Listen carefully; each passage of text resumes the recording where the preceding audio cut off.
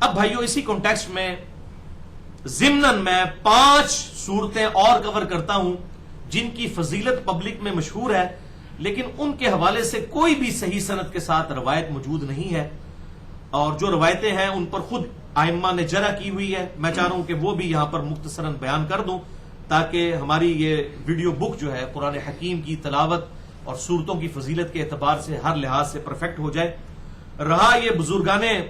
دین کے حوالے سے مختلف چیزیں مشہور ہونا کہ انہوں نے یہ وظیفہ تعلیم فرمایا، یہ وظیفہ، ان کی تو کوئی حیثیت ہی نہیں ہے کہ ان کو ڈسکس کیا جائے۔ البتہ جو حدیث کی کتابوں میں روایتیں موجود ہیں تو 5 میں ایسی روایتیں کور کروں گا 5 صورتوں کی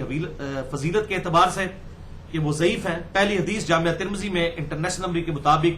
2922 نمبر ہے کہ آپ صلی اللہ علیہ وسلم نے ارشاد فرمایا، جو شخص صبح کے وقت 3 بار پڑھے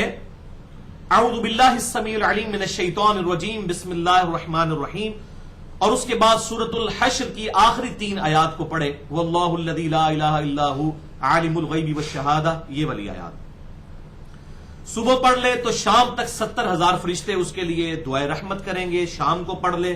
تو صبح تک 70,000 فرشتے اس کے لیے دعائے مغفرت کریں گے۔ یہ روایت اصول محدثین پر ضعیف ہے۔ اس میں خالد بن تہمان ایک راوی ہیں جو اختلاط کا شکار ہو گئے تھے، یعنی ان کا حافظہ بگڑ گیا تھا، اس زمانے میں انہوں نے یہ روایت بیان کی، لہذا وہ ایکسیپٹیبل نہیں۔ دوسری حدیث بھی جامعہ ترمذی میں ہے انٹرنیشنل نمبر کے مطابق 2888 کہ آپ صلی اللہ علیہ وسلم نے ارشاد فرمایا، جو رات کو سورۃ الدخان پڑھ کر سوئے، سورت نمبر 44 پارہ نمبر 25 میں،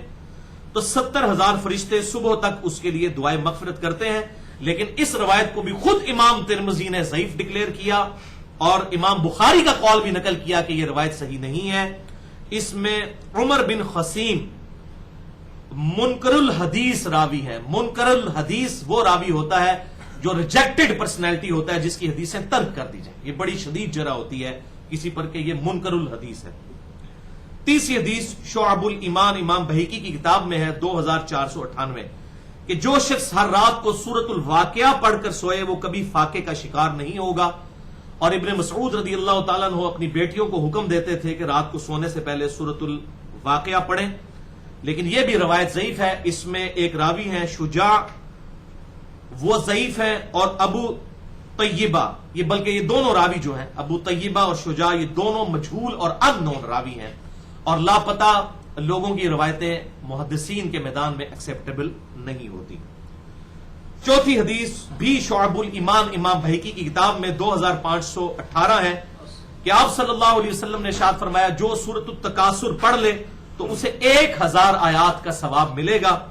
لیکن اس کی سند بھی ضعیف ہے۔ اس میں عقبہ بن محمد مجہول راوی ہیں، ان نون راوی ہیں، ان کی کوئی توثیق کسی بھی محدث سے ثابت نہیں ہے۔ اور 5ویں حدیث شعب الایمان امام بہیقی کی کتاب میں ہی 2494 ہے کہ آپ صلی اللہ علیہ وسلم نے ارشاد فرمایا کہ ہر چیز کا حسن و جمال ہوتا ہے، اور قرآن کا حسن و جمال سورۃ الرحمن ہے، لیکن یہ روایت بھی بالکل جھوٹی روایت ہے، ضعیف بھی نہیں، جھوٹی روایت ہے۔ اس میں احمد بن حسن منکر الحدیث ہے، اور علی بن حسین بن جعفر ایک کذاب راوی ہے جس نے یہ روایت بیان کی ہے۔ تو یہ 5 کی 5 روایتیں جو ہیں وہ اصول محدثین پر ایکسیپٹیبل نہیں ہیں۔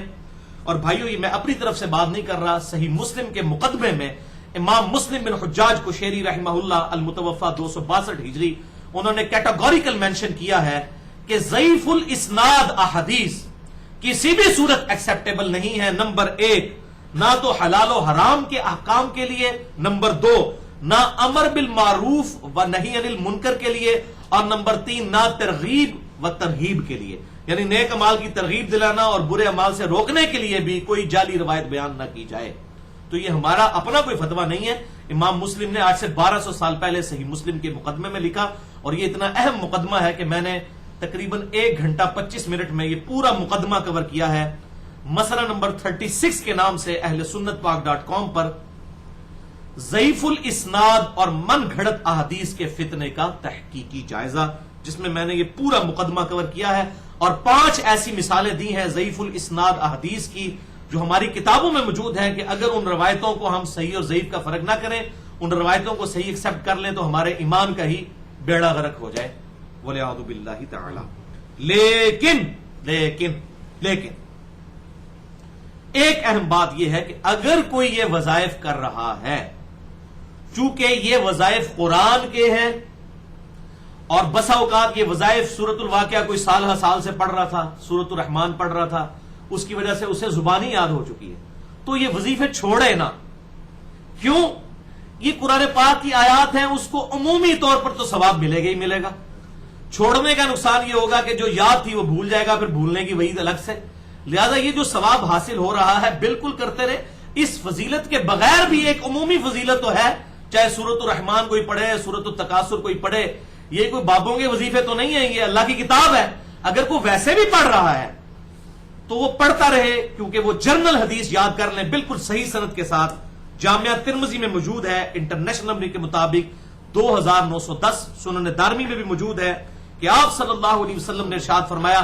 جو شخص کتاب اللہ سے ایک حرف پڑھے اللہ تعالیٰ اسے ایک نیکی عطا فرمائے گا اور اس نیکی کو پھر 10 گنا کر دے گا۔